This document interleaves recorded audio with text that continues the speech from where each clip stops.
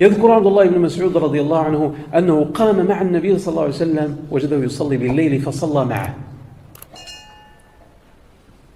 قال فأطال القيام حتى هممت بأمر سوء.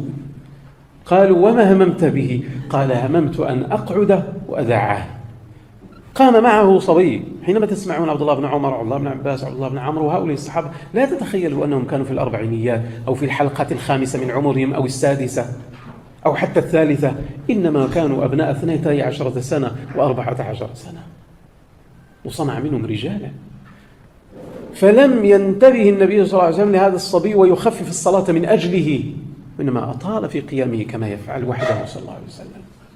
كان يربيهم على أن يكونوا عبادا، كان يربيهم على أن يكونوا أشداء في العبادة، وأن يكونوا ربانيين، وأن يكونوا قانتين.